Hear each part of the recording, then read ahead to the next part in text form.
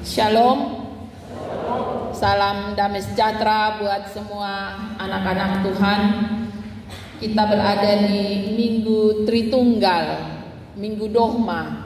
Karena Minggu Tritunggal ialah sebuah pemberitaan tentang Allah di dalam nama Bapa, Anaknya Yesus Kristus dan Roh Kudus.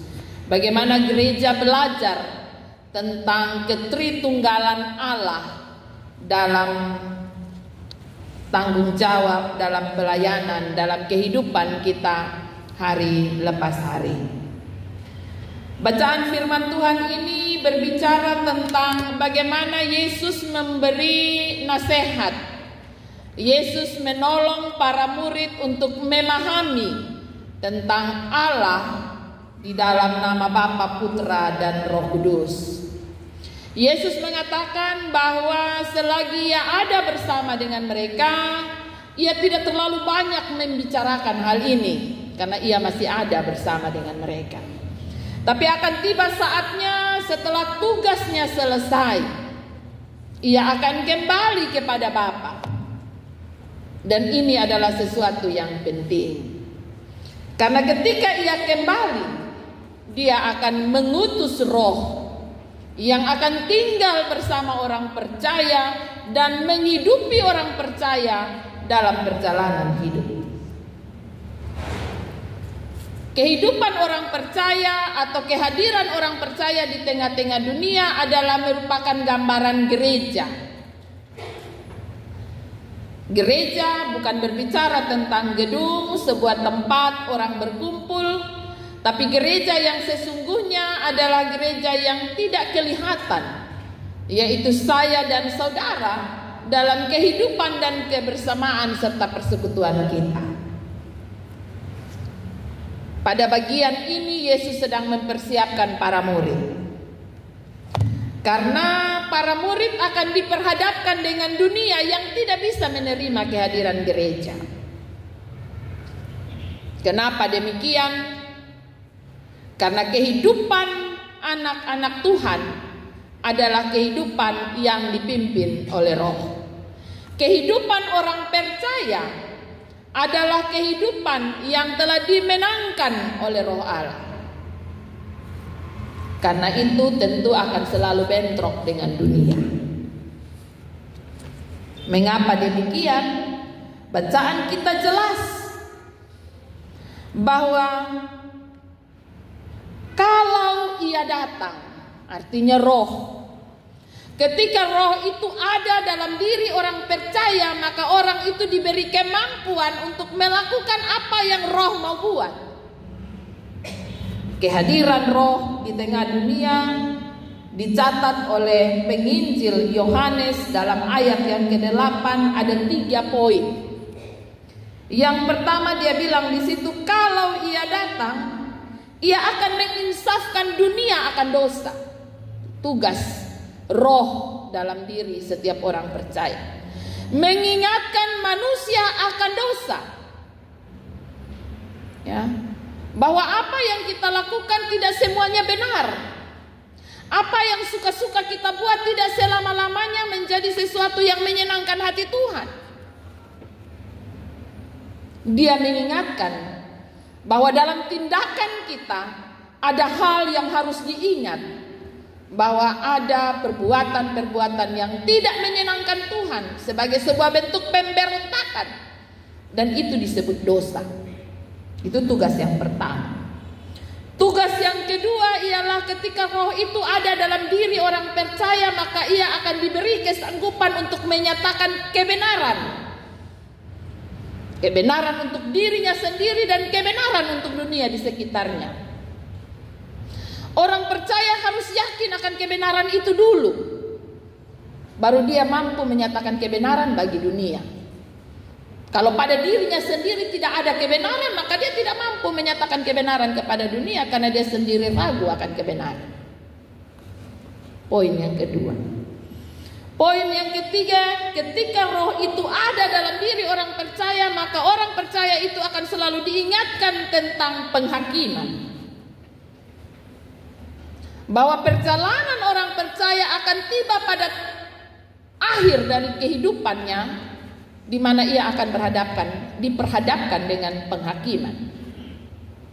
Karena itu bagaimana orang percaya menjalani hari hidupnya, ia ada di dalam kesiapan. Mau cepat atau lambat, tapi pada saatnya semua kita, saya dan saudara, akan diperhadapkan dengan penghakiman.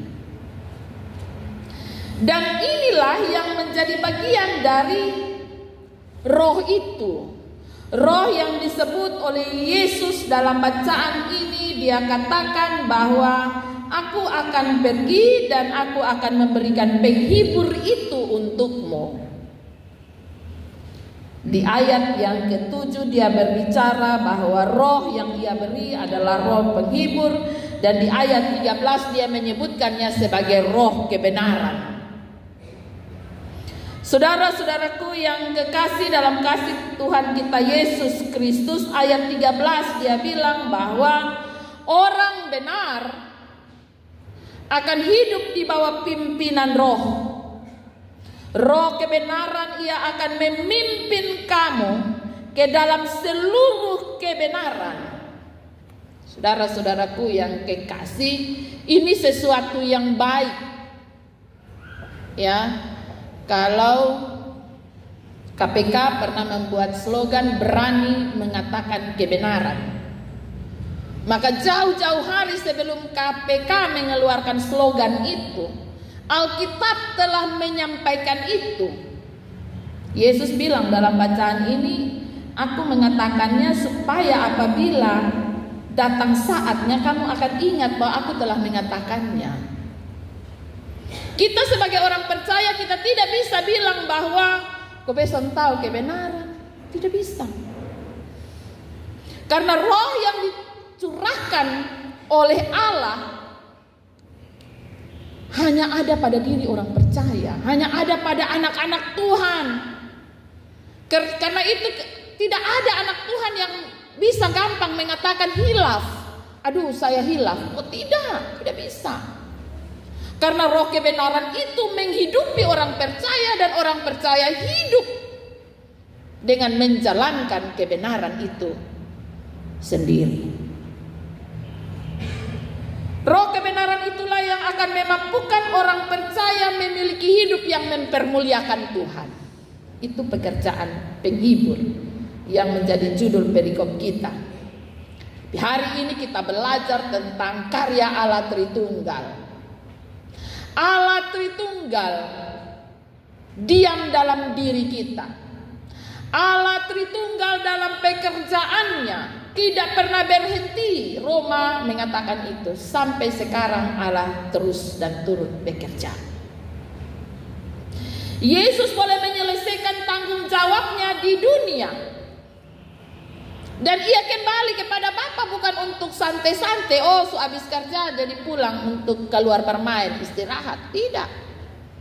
Kita ingat ya, di Injil Yohanes pula Yesus mengatakan, aku pergi untuk menyiapkan tempat, supaya di mana aku berada, di situ pun kamu berada. Itu berarti semua kita yang hari ini masih ada, walaupun tempat belum selesai kerja, ya, belum beres, maka bab tua belum data aneh.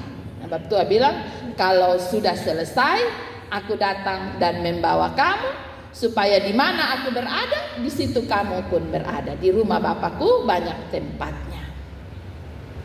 Saudara-saudaraku yang kekasih dalam kasih Tuhan kita Yesus Kristus, kehidupan orang percaya yang ada dalam tuntunan roh mestinya berdampak. Mestinya berdampak. Karena Roh Kudus itu tidak tinggal diam. Roh Kudus itu bukan diam di dalam diri kita terus dia tenang-tenang sudah. Ya. Dia akan selalu bergejolak dalam diri kita untuk terus bekerja menyatakan kebenaran itu hari lepas hari, dari waktu ke waktu.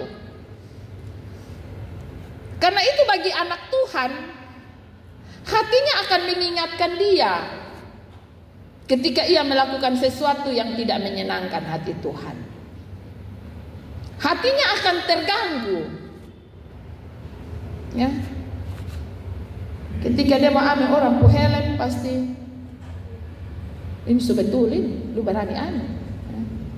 Terganggu. Ya, hatinya terganggu.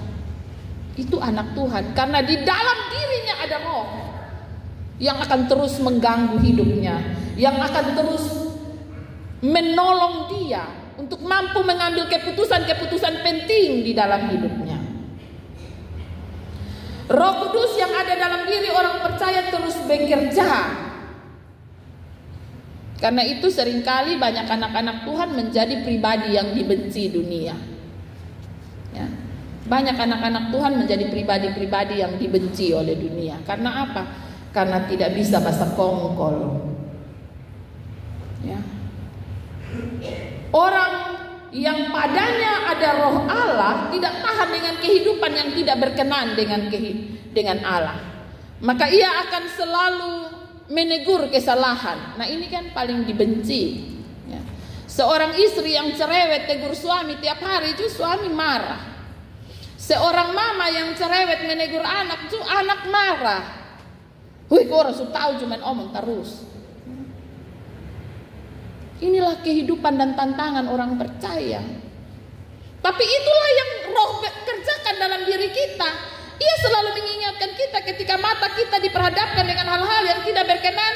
Rasa-rasa ini mulut son bisa diam. Mau omong sudah, mau kasih tahu sudah. Anak jangan bikin begitu, itu salah itu. Itu son boleh. Ya.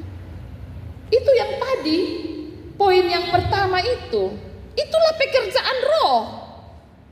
Yaitu menginsafkan orang dari hal yang berdosa. Ya. Karena itu kadang-kadang dunia membenci orang yang padanya ada roh Allah.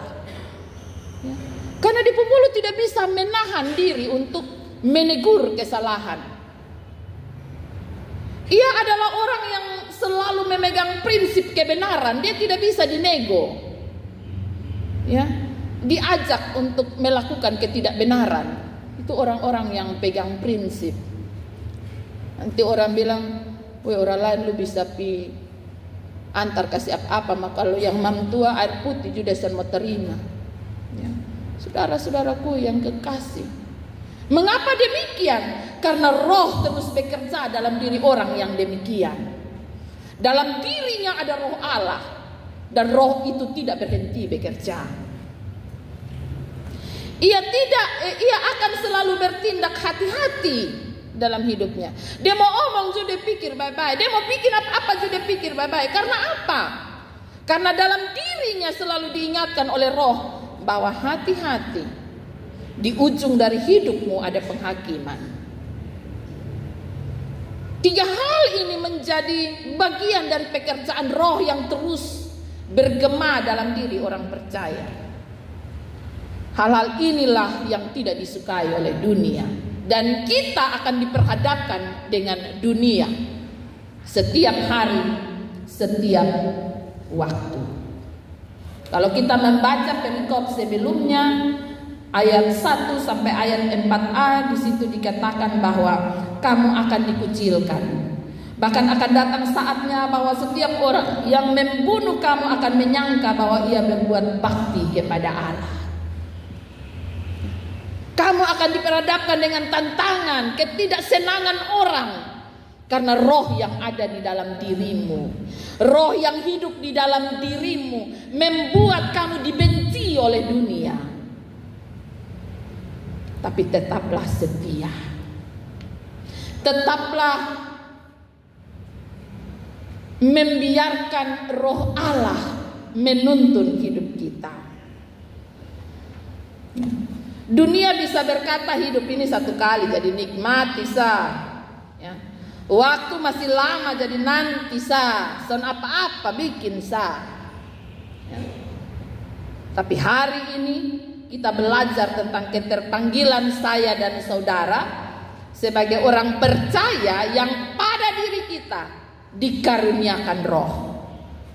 Kita sebagai gereja, tanggung jawab kita adalah menjalani kehidupan di bawah pimpinan roh Allah. Sehingga hidup kita terus dituntun untuk menyatakan kebenaran. Karena di penghujung hidup kita tidak berbicara tentang beta dan kawan-kawan, beta dan bepu keluarga, beta dan bepu istri anak. Tidak. Di penghujung hidup kita, masing-masing kita akan berhadapan dengan Allah Tritunggal di tahtanya yang maha kudus. Benar kita telah diselamatkan, kita buat baik, kita buat sone baik, depu ujung sama, ya, depu ujung sama. Karena itu, marilah kita menjalani kehidupan yang telah dimenangkan oleh Yesus. Karya Yesus telah selesai dan Ia telah kembali untuk karya yang lain. Dan kepada kita dianugerahkan roh agar kita tidak sendiri, mengambil keputusan sendiri, menjalani hari hidup ini sendiri. Tapi kepada kita ada roh yang akan terus menolong, memimpin, menuntun kita untuk menerima anugerah keselamatan itu dan menjalaninya dengan penuh rasa syukur dan sukacita.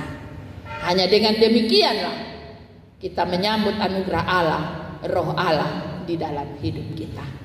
Tetaplah memuliakan Allah di dalam hidupmu dan tetaplah menjadi berkat bagi dunia. Tuhan Yesus memberkati firman-Nya. Amin.